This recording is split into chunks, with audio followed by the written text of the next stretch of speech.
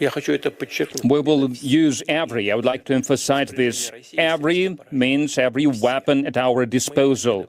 We will not let this happen.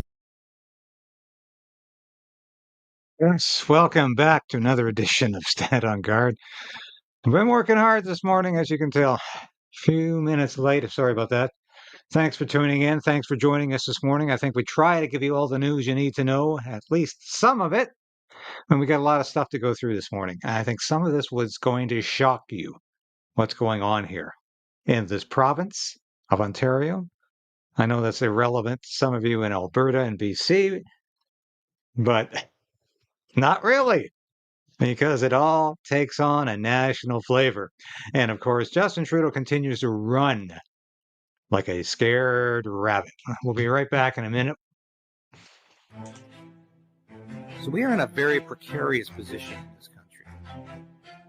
We need political change, but we also need the resolve to resist.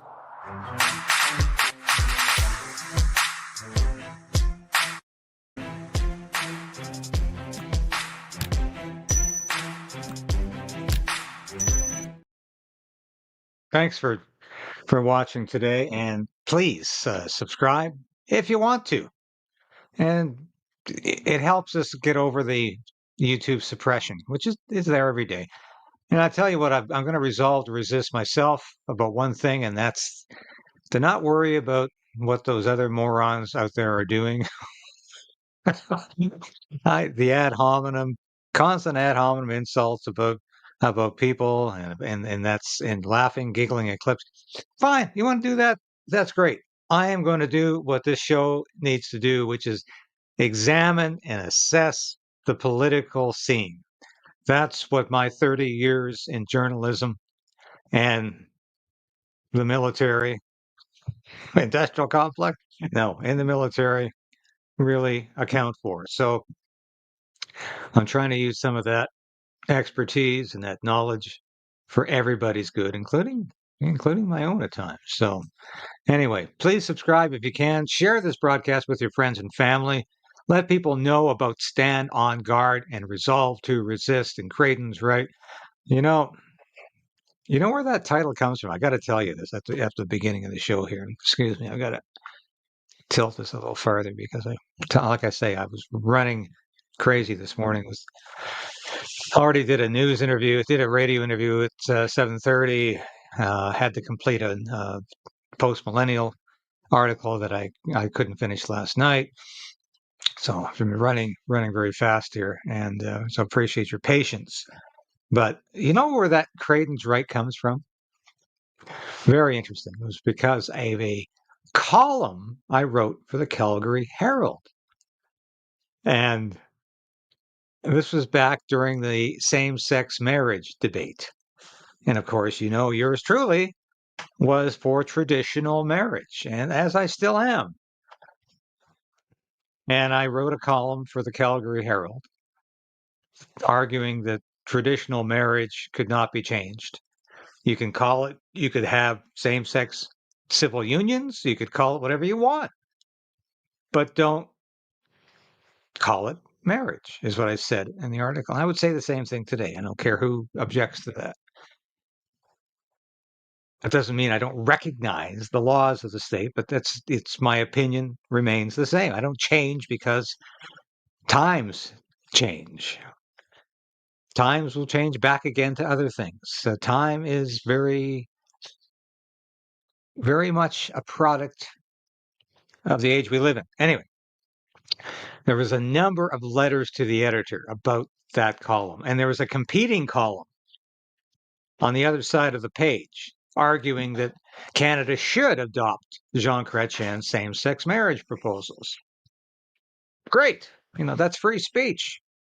I say one thing, the other person says the other. You decide. That's what free speech is all about. So one of the letters came back saying, Krayden's right.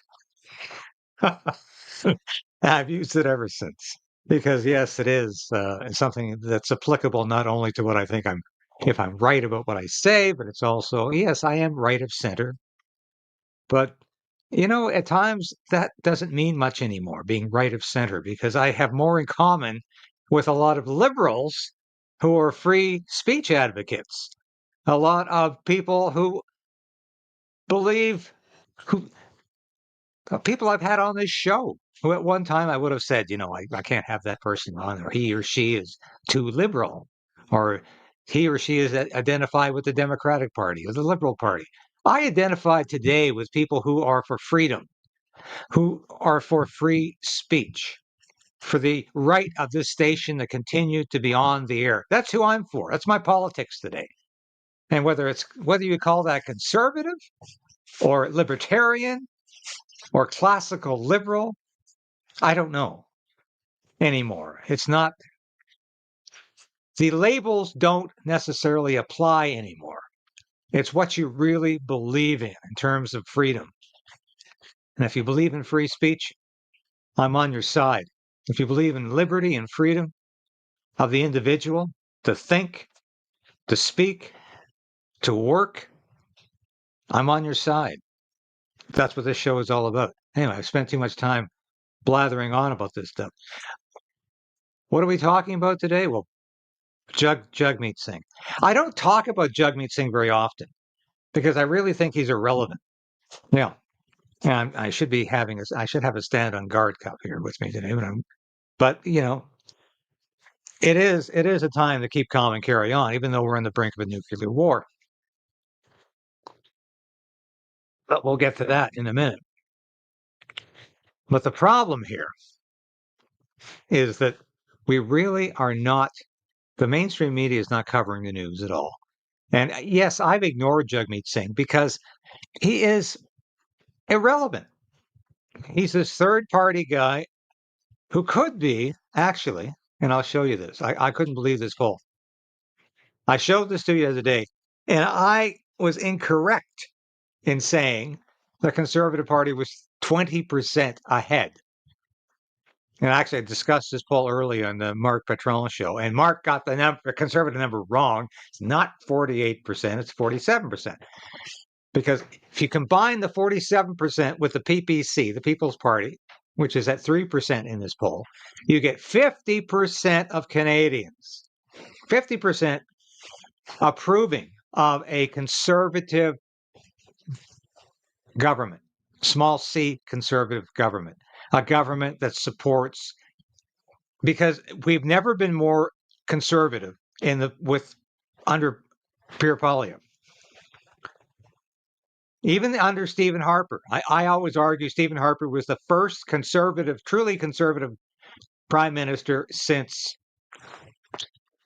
R.B. Bennett in 1930. He was probably the first really conservative prime minister. You really can't say anybody. Brian Mulroney was not a conservative. He was a blue. He was a red Tory at the best of times. He pretended to be a conservative when he was going through the leadership, but he was not a conservative, a small c conservative. He was a red Tory. Joe Clark was a red Tory.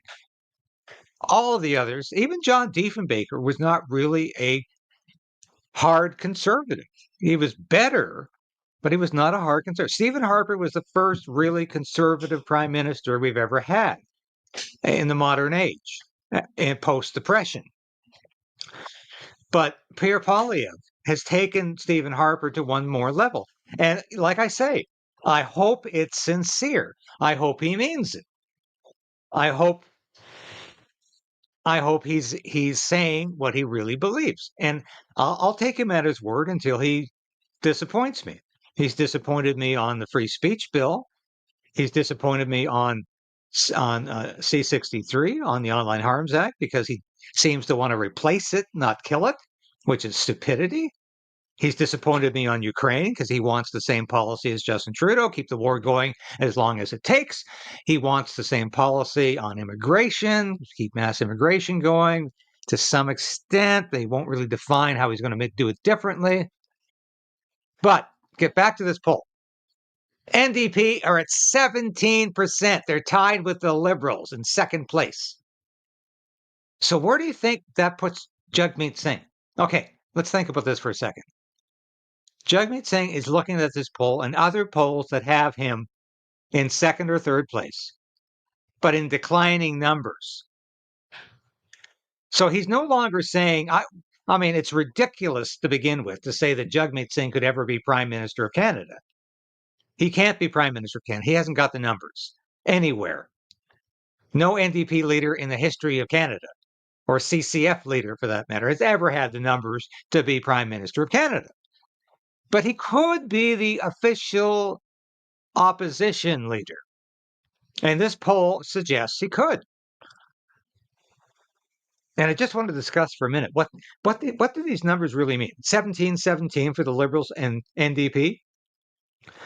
This could be the annihilation of the Liberal Party and the NDP Party in one election. I'll tell you why. Okay, if I can get back on the screen. Think of these numbers. 47, they're 30, the Conservatives are 30 percentage points ahead of the Liberals. 30, not 20, not 21, but 30. So what does this mean?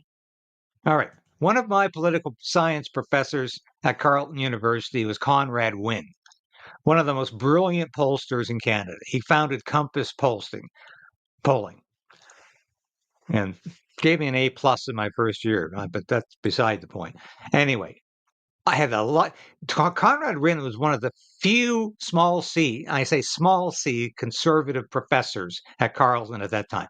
Most of the people in the political science department were all Marxists, bloody communists, yeah.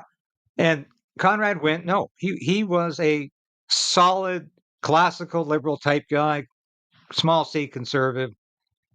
And he first thing he told me actually was, don't go into journalism, go into polling. That's that's where the future is. Don't go into journalism. He said, change your major. Well, as it turned out, I got a combined honors with political science and journalism. But the point is, he was right about the future is in polling, because the pollsters control everything today. But what Conrad Wynne told me at the time was that, polling is going to totally define the future of politics. We are going to decide who to vote for based on polling. People are going to be very much influenced by the polling.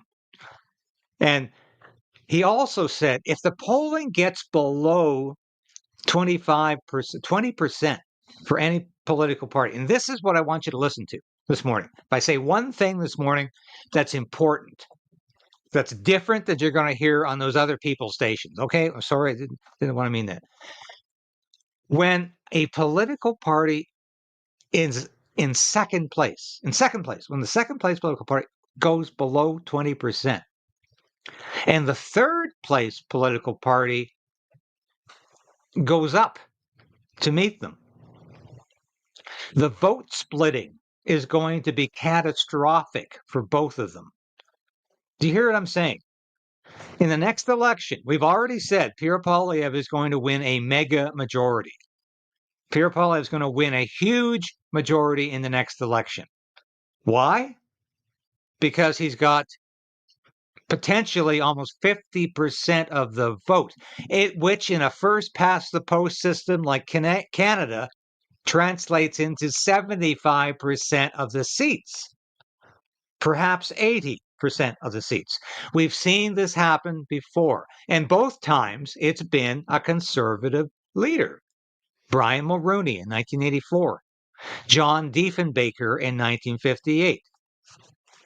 And why is that?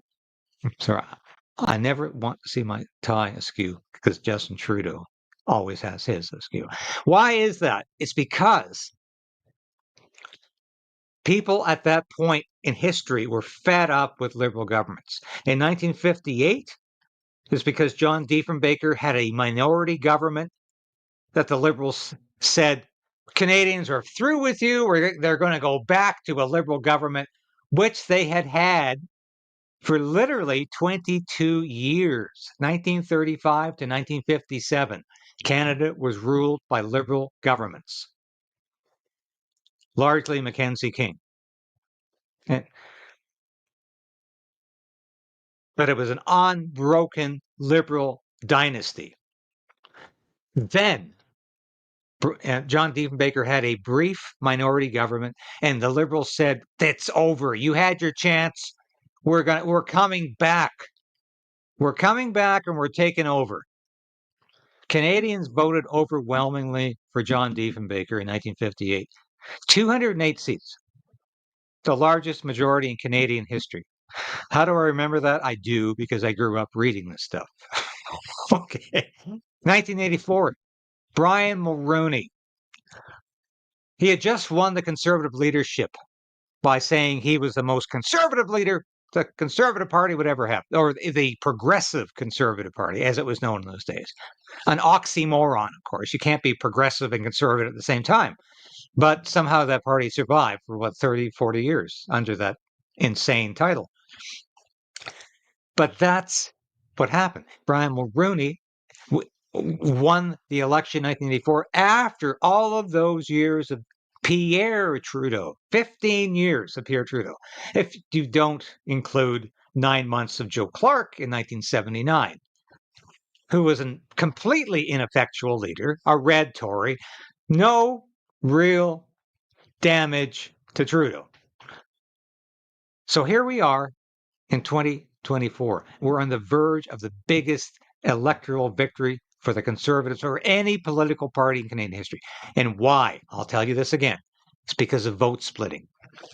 Vote splitting, when the second and third party are below 20%, means they're going to annihilate each other. They're going to eat each other in this next election.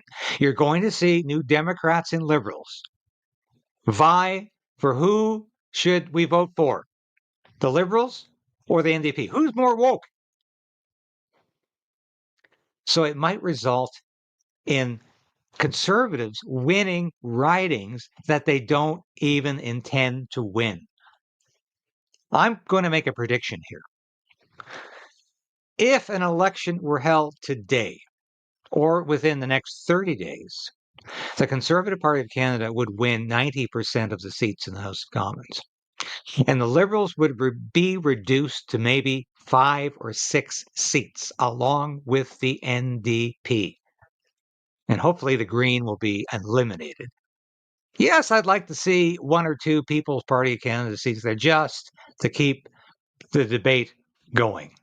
But the Conservative Party of Canada is on stream right now for the biggest majority in history of Canada. And the Liberal Party is going down to its biggest electoral disaster in history.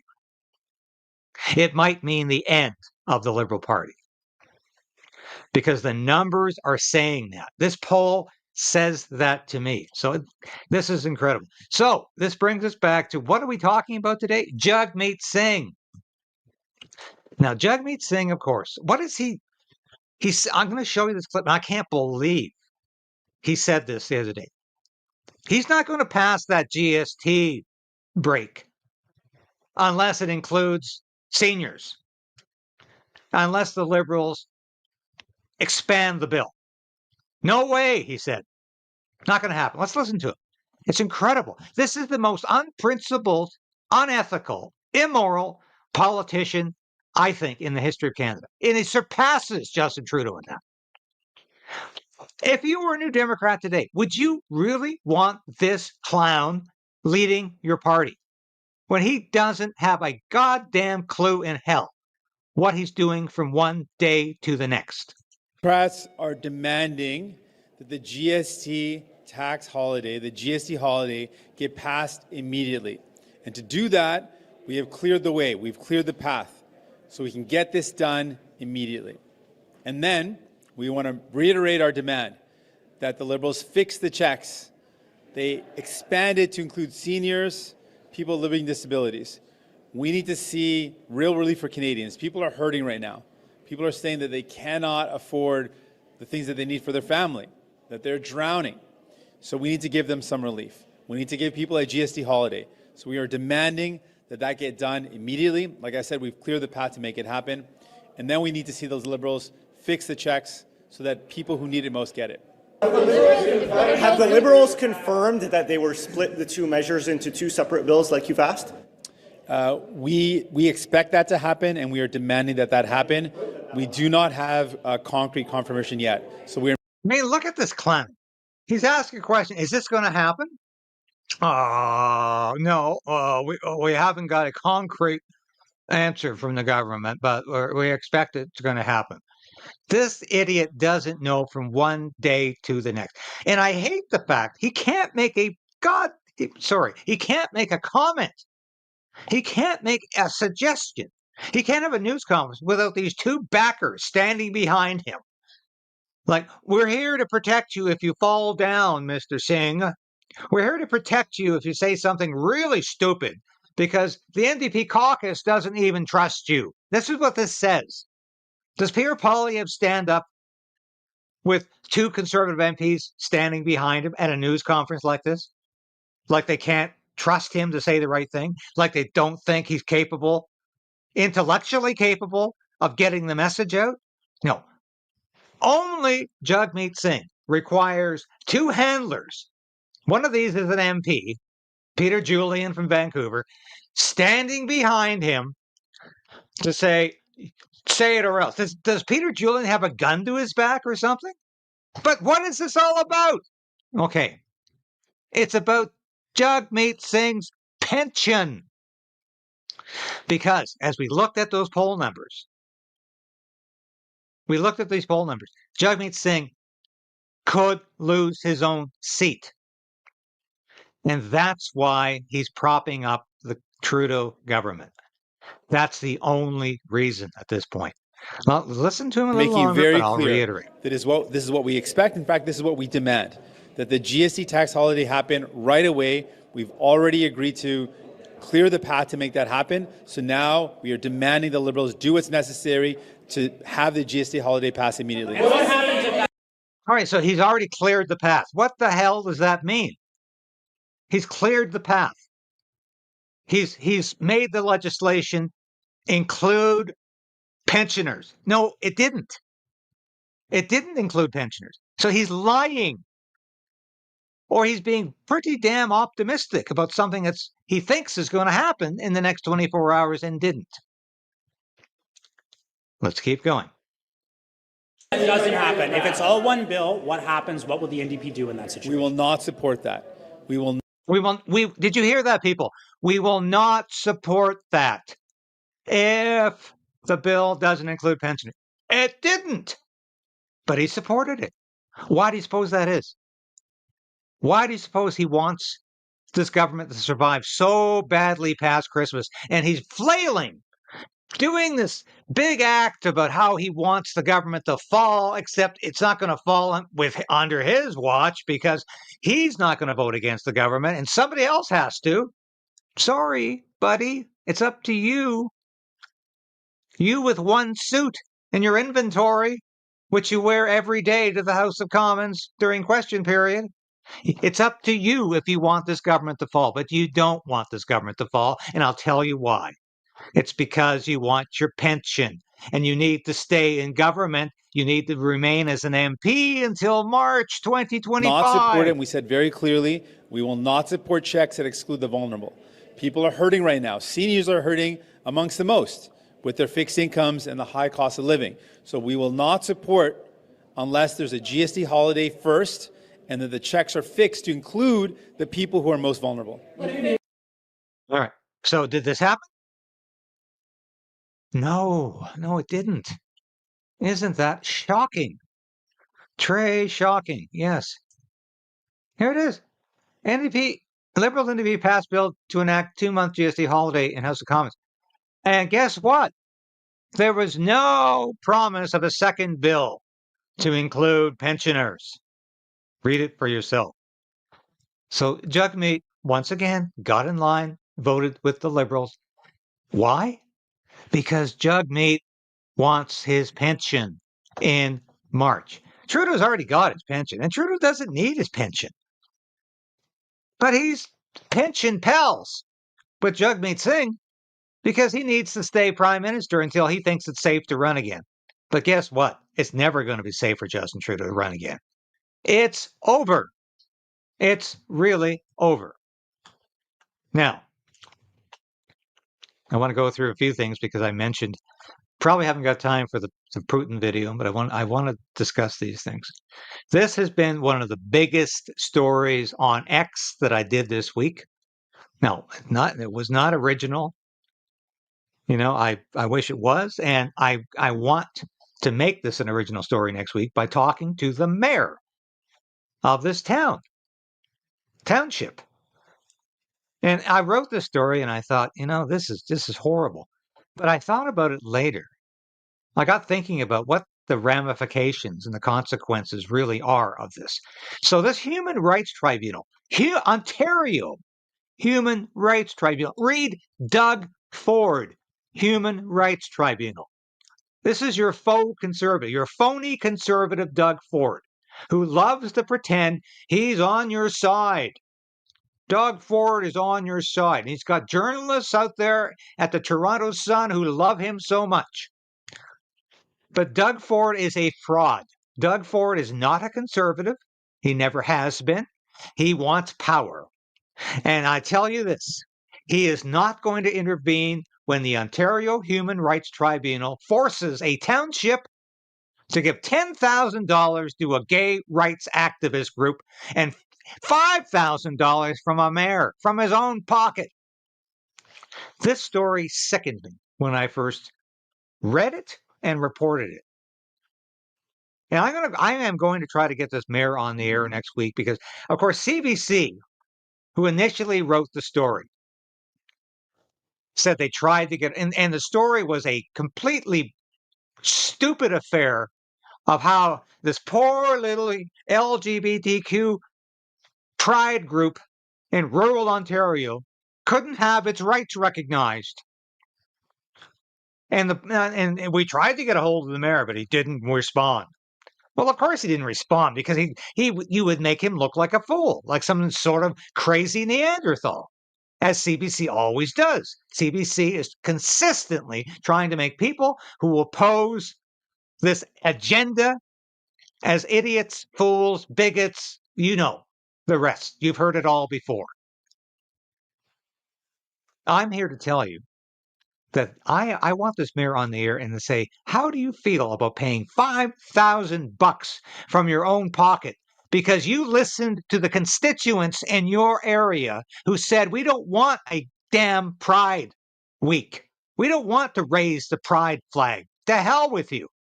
That's where Canada's going. Thanks to the work my Muslim friends are doing, Camille al-Sheikh and others who are fighting the pride flag intrusion into the lives of school children. Thank you, Camille, for the work you're doing. We need to target this news story and this town and demand that they get their money back from Doug Ford's Human Rights Tribunal. What about the human rights of the people who live here? What about the human rights of this mayor? Do they have any? Do they have a right to respect what their voters want? Do they have a right to say, no, we're not going to bend? We're not going to be prostrate to Gay Pride Week? No, they don't in this province. And Doug Ford doesn't give a damn. It's another reason I continue to rail against Doug Ford. And he's got the wrong strategy against the Trump tariffs. Retaliate, get off. Get in line with Daniel Smith in Alberta, who says, let's go with Canada first. Doug Ford believes in Justin Trudeau's Team Canada. I've got no time for Doug Ford, never have. Another story here. Mexico is not going to agree to Donald Trump's demand to seal the border. Trump says Mexico's president agreed to stop migration. That's not the slide I wanted. But anyway, where are we here? Here, I have to find that. But this is the story. This is what I really want to talk about here, is that Rumble is suing California over Gavin Newsom's war against political speech. Thank God. Because I tell you, every one of us who has a podcast, who speaks on YouTube or Rumble, is constantly being forced to say things we don't believe in. Happens all the time. And I think that's why this lawsuit is so incredibly important.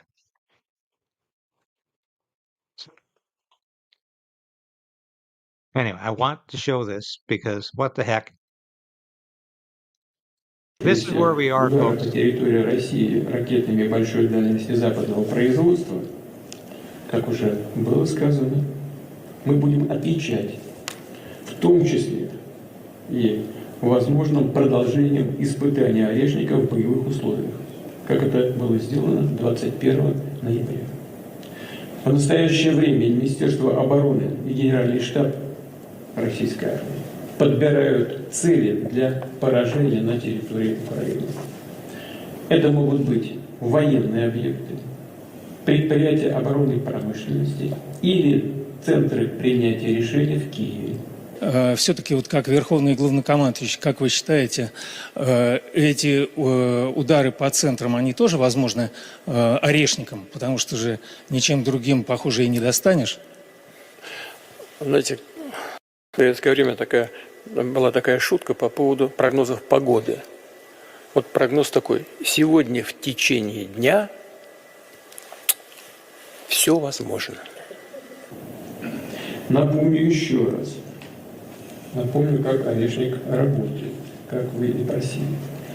Десятки боевых блоков, самонаводящихся блоков, атакуют цель со скоростью 10 махов. Это около 3 км в секунду. Температура поражающих элементов достигает 4000 градусов. Если мне память не изменяет, на поверхности Солнца температура 5,5-6 тысяч градусов. That is probably enough. I put that on specifically because it was from Global News, because otherwise I could be censored for putting that on the air. And that is where we're at. We can't talk about the N word, the new N word. Yeah, you know the other N word. The new N word is about nuclear. We can't talk about that in conjunction with war, or else we get sidelined. We get demonetized. We get attacked. We get called a Russian agent if we want peace in Ukraine. And I said this morning in an interview I did. I said, why do you think there's lockstep between the conservatives and the liberals on Ukraine? It's because there's a fear of being labeled as a Russian agent if you dare to support peace in Ukraine. If you want an end to the war, you are a Russian agent. And let me tell you, I'm not sitting here in my bench someplace in the hinterland making these comments. I live and work in Ottawa. I live and work with the National Press Corps. And I can tell you, the attitude is insane right now. Is insane. If you have any desire to stop the war in Ukraine, if you think we should negotiate with Vladimir Putin, if you think that maybe Ukraine should not be a member of NATO, at least for 20 years, as Donald Trump has said, then you're labeled as a Russian agent, a spy. It's like living during the dark ages of the House Un-American Activities Committee. And I call what's going on in the Security Committee right now the House Un-Canadian Activities Committee, because it's that insane. We are living through the new McCarthyism. I know McCarthy was right about the communists. Yes, there were communists everywhere. But in his fight to stop communism, he libeled and destroyed and eviscerated and completely blacklisted hundreds, perhaps thousands of people. And that's not the way we do things in democracies. So he was wrong, maybe not in what he believed, but he was wrong in his tactics, and I'll stick by that till the day I die. And I don't care how many people come on and say McCarthy was right. McCarthy was wrong in the way he did it. And had he done it right, had his tactics been correct, we might have actually stemmed the spread of communism and woke politics more than we actually have. Because all that proved by McCarthy doing what he did, how he did it, was that woke politics could survive and reemerge in a different form, and they're more powerful than ever. The communists are more powerful than ever in the State Department, in the universities, in the media today. And I'm continuing to fight the communists. But in the process, I don't think we have to somehow label everybody who wants peace in Ukraine as a Russian agent. I think that's insane. And I think that's the difference. Anyway, I've gone over time. We're considering moving the show not to a different time zone. Like I told you yesterday, we've got to. We're trying to stick to 10 o'clock. It's going to be hard over the next week or so because I'm traveling. But we're thinking about moving the show to an hour. Do you think that's a good idea? I put that out to you because one of my folks out there has his own show. I've been on his show. He suggested I do that. And it's a person I consider to be highly credible and to dispensing good advice. So I ask you that. Do you think we should move to an hour? Do you think that would hurt or help the show's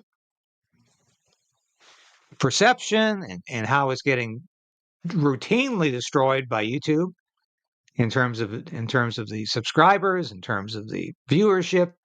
Would that hurt or help? I ask your advice on that because I trust you. Because looking at the numbers right now, we are barely getting the usual we do. So there's once again, I'm being sat on. This broadcast is being sat on. So fight back, resolve to resist. I'm continuing to resolve to resist. Thanks for your support. Thanks for being a part of the show. And don't forget Christmas. Just a second here. Make sure I have the right one.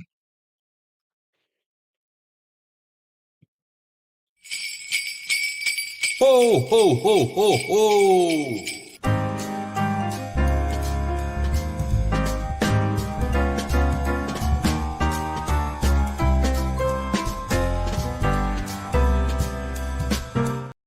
That's all I can show you because there's a music problem here. So thanks for watching today, folks. We love you. God bless you. And we're with you.